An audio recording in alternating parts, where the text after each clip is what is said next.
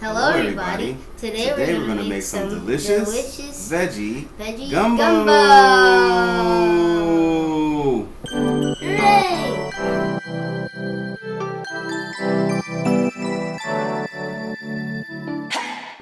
What's up everybody? Today we are making gumbo, but we're gonna not use any meat. So I love gumbo. I went to a few restaurants when I was a kid, and that was the one thing I would always get. But as I get older, I'm trying not to eat as much meat. I'm not a vegan, but I'm trying to make different dietary decisions. So today, we're gonna cook my gumbo recipe that doesn't involve meat. Sadly, it's not completely soy-free as well, but it eliminates a lot of like the saltiness that comes in with any type of pork. I don't eat pork, or chickens, or pre-made spice mixes, right? So today, what I've prepped so far are some chopped onions, some garlic. I also have here some tomatoes. I have a cup of frozen okra. I have some culantro or shadow deni. I have some thyme and oregano, fresh. I have 3 big stalks of celery. I have 2 bell peppers, some spring onions here. These are really cool. I've never seen spring onions with this coloration on the bottom. So we're gonna use those for sure. I have some Beyond Meat sausage. I know you've seen it in the stores. We're gonna be trying it for the first time together today. I also have some field roast sausages. This one right here is the Mexican chipotle, so we get that little extra flavor. And then this one right here is the Italian. I have 4 of each because in our gumbo we want a lot of stuff in it, right? That's what it's all about. You usually have your crab, your chicken, and sausage all in there. So what we're gonna use are these sausages, and we're also gonna use mushrooms, right? I also wanna experiment today. You don't have to do this. I'm just doing it because I wanna experiment with you. And I'm adding about a cup of chickpeas. I know that sounds crazy, but I wanted to add some protein to what we're cooking right now. So we got chickpeas. For the seasoning, we have cayenne pepper, we have ground fenugreek. You're gonna hear me mention that a lot. Adds a lot of savory to your food. Onion granulated, black pepper, smoked paprika, and I have one here called Shiro mitin. That's also optional. I found that I use it in beans and different things, and it adds a nice savory flavor to those. So we're gonna try that. I also have some liquid amino acids. If you don't have this, you can use soy sauce. But I prefer this, a little less salt, you know, soy sauce alternative. And then we have our salt. This is Himalayan sea salt. And then we also have about 2 heaping tablespoons of flour. I don't know why they got stuck like that. We also need some good veggie oil, and let's get started. That's over here. The reason I use fresh tomatoes and tomato sauce, similarly to the chicken tikka masala recipe in the other video, is just so I can use them at different times. The tomato sauce is gonna go in earlier to add a little flavor. You don't need much at all. And it's also there so when we add the okra into our recipe, it keeps the okra from being slimy. So okra isn't always slimy for the people out there that don't like it because of that.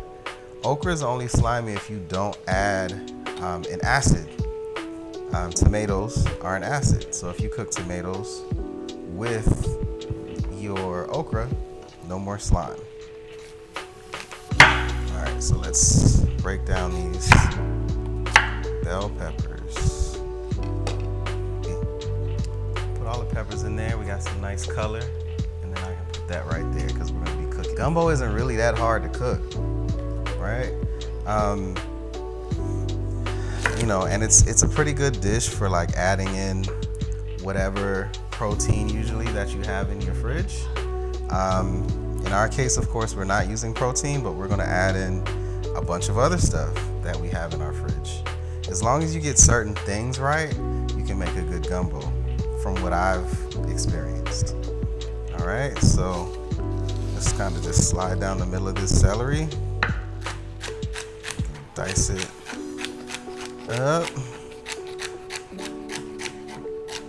Gumbo needs bell peppers, it needs onions, and it needs celery. Those 3 ingredients. I personally feel like it also needs a roux, but I've seen a couple people make it without a roux, which, I mean, they were from New Orleans, so I'm not going to battle them on it. But I personally like to make a roux with my gumbo. Last stalk of celery. See, this is why I do this before the video. I feel like you guys seeing this prep, it's kind of like, yeah, it's boring, you know? But I understand for some people it's necessary. So this is for you all. So our gumbo recipe is gonna be very healthy for you. There we go. It's not gonna send you to the hospital with a heart attack. And I like to eat a lot. So this enables me to eat a lot of the gumbo without feeling guilty or feeling heavy. Has anyone ever noticed when you eat tons of meat, you get really heavy and lethargic for the rest of the day? This gumbo shouldn't do that. It should leave you feeling nice and full, but not overloaded, not feeling like, oh my goodness, I can't move, right? Now we have 2 more things to cut. We have our jalapenos. Did I mention that I have jalapenos? I have 2 jalapenos and our spring onions. So let's cut these nice, beautiful things about 3 inches from the base. The reason I do that is because, you see this part here? We can grow this back. I'm gonna put this in some water and we're gonna have more. I'll set that over here.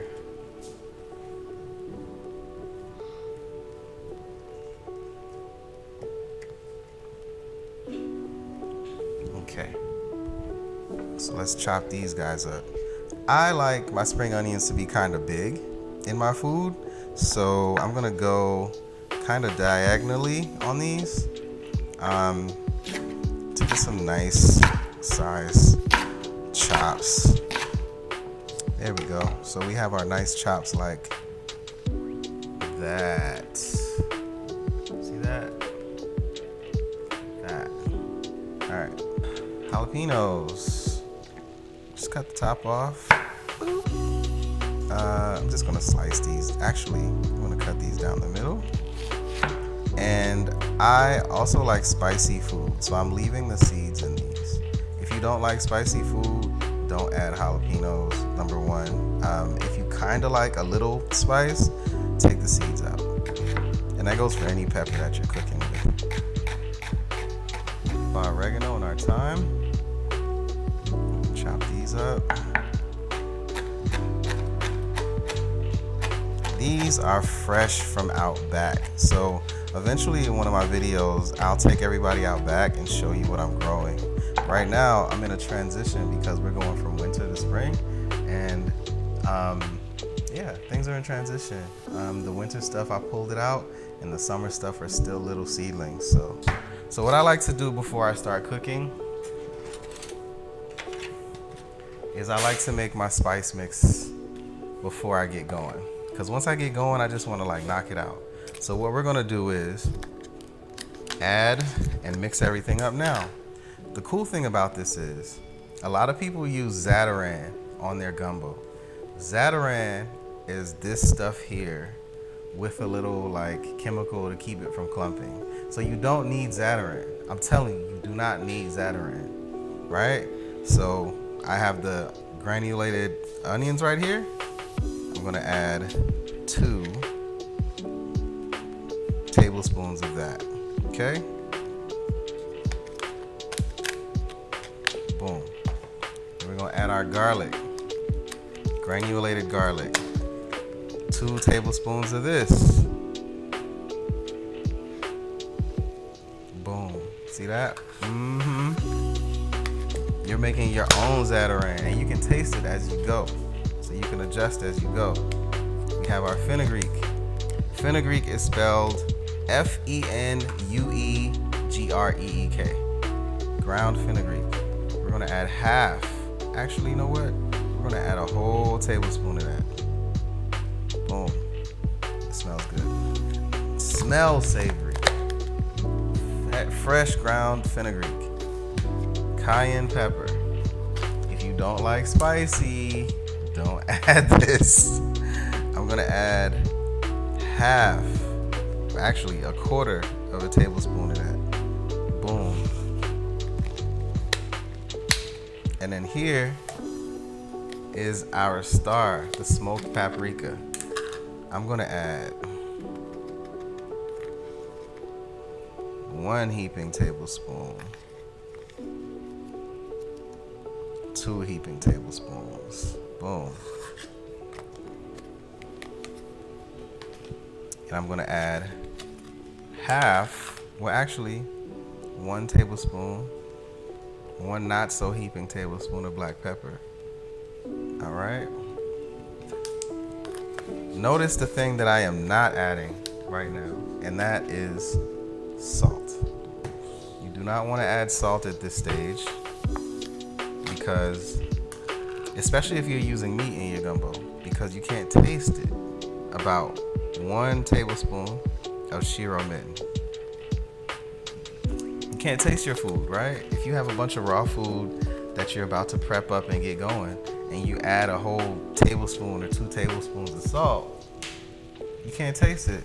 Your sauce has to reduce down to get all the goodness in there, and all you're gonna be left with is salt, right? You can smell it, look at it. It looks just like Zatarain. That's all Zatarain is. I'm telling you, look on the back of your Zatarain packet. I guarantee you it's onion powder, garlic powder.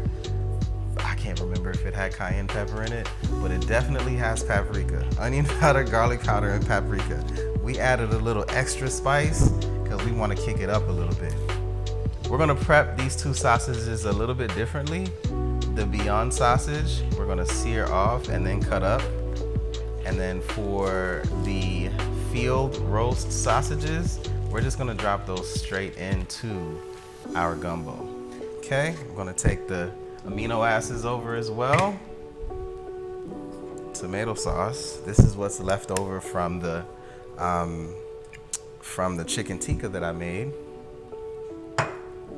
And we're gonna get going. So I'm gonna move the camera and we're gonna get started on the cooking process. All right? All right? Okay.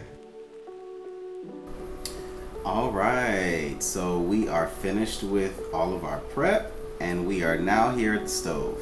So the first thing that we're gonna do is start off by searing our Beyond Meat sausages. Of course, this is my first time using these, so we're experiencing this together. So we're searing these off, making sure they're nice and brown. And one thing you want to pay attention to is you do not want to put these in oil. Based on what I've seen so far, there's a lot of oil in them already. And if you add oil, they pop a lot. Like you can see it caught me right there at the end.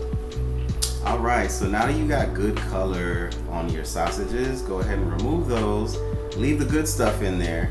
We're gonna add a little bit more of our oil. Make sure your heat is on a medium temperature. And then we're gonna add our flour in. What we're gonna do is stir our flour until it turns into a paste, a liquidy paste. You don't want it to be too thick. And what we're doing here is stirring it until it gets to the shade of brown that you prefer your gumbo to have. I personally am a dark roux type of guy, so you'll see me cook mine until it's a caramel complexion or slightly past that. I had to add a little more oil because I wanted it to be a little more liquidy as well, so it could coat our vegetables later.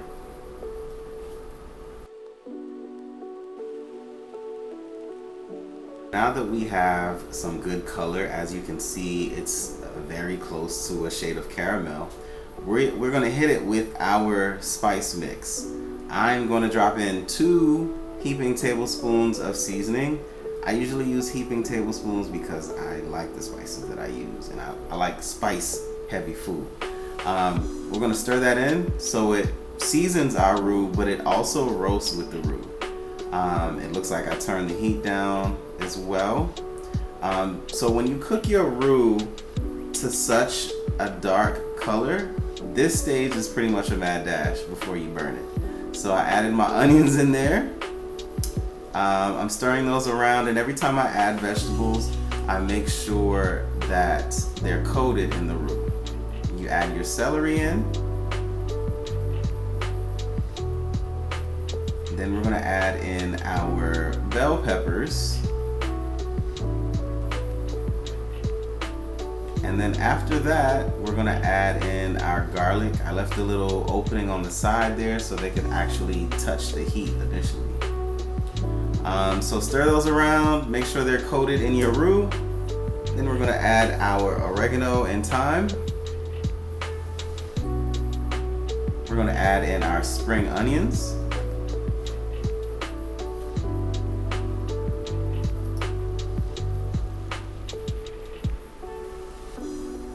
And we're gonna add our jalapenos.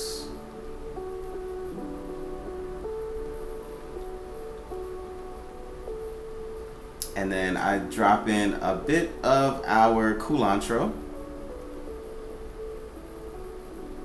Add in our chopped tomatoes. Mushrooms.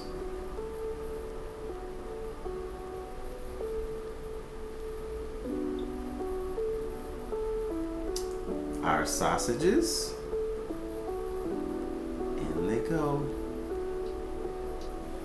These are the field roast sausages, not the ones that we seared off earlier. And our chickpeas. These, of course, are optional, like I said at the beginning. I'm adding these for protein, and I want to see what they would taste like in our gumbo.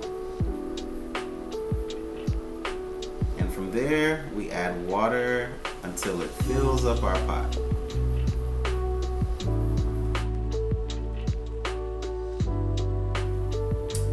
Give it a good stir. Look at that gumbo. Look at all those colors. Look at all the chunkiness and hardiness in there. To be honest with you, like if a person that ate meat eats the finished product of this gumbo, they would be hard pressed to say that it's not as good as a regular gumbo. From here, all we have to add is the finishing touch of bay leaves. Make sure your stove is at medium or medium high.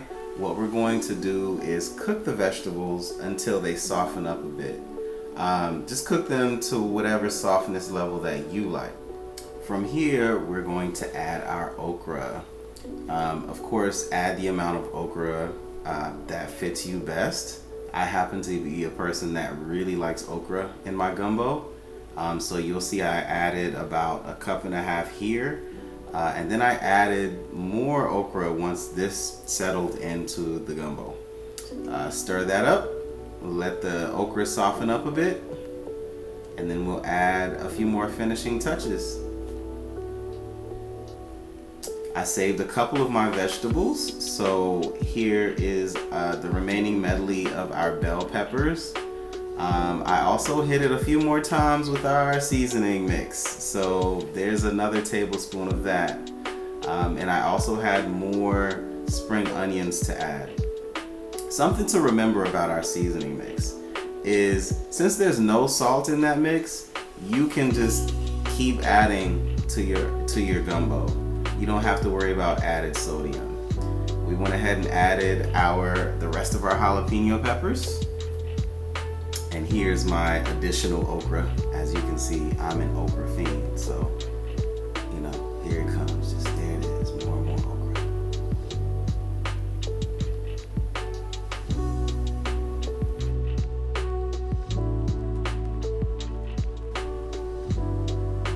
And in go our fire roasted tomatoes.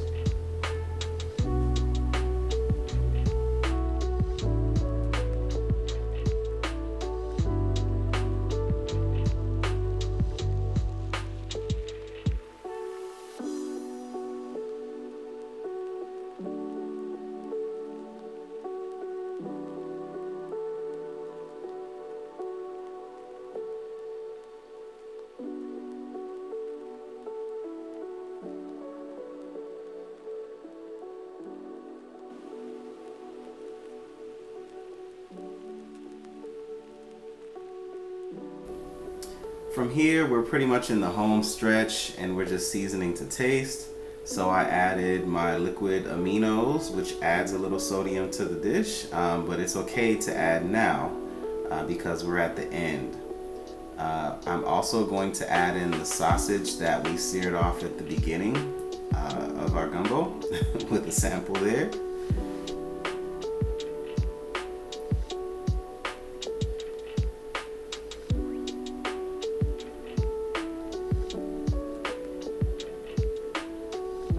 I'm also going to start to salt in this stage.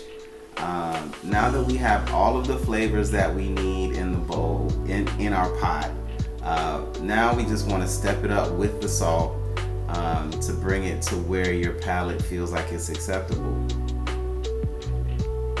So here's me taking a sample, and I felt like it needed a bit more of our seasoning mix and a little more salt.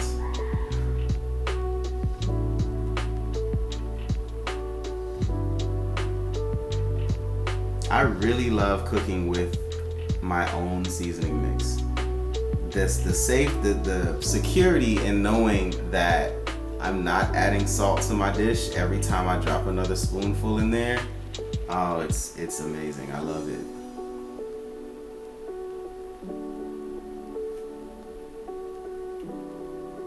Now, once you salt it to your liking, at this stage, the gumbo is pretty much done. You can put it on a very low simmer until you're ready to serve.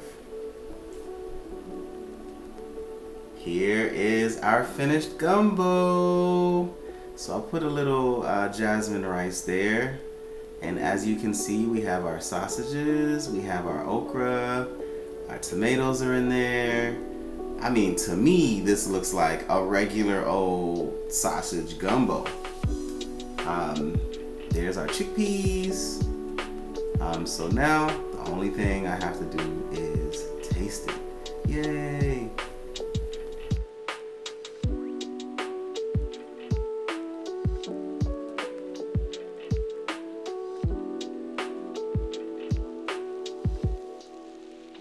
Now it's time to eat. So I wanted to say something to you all and describe how good it tastes, but as you can see, I was busy. But it went well. I couldn't stop eating it. So try it at home and let me know what you think.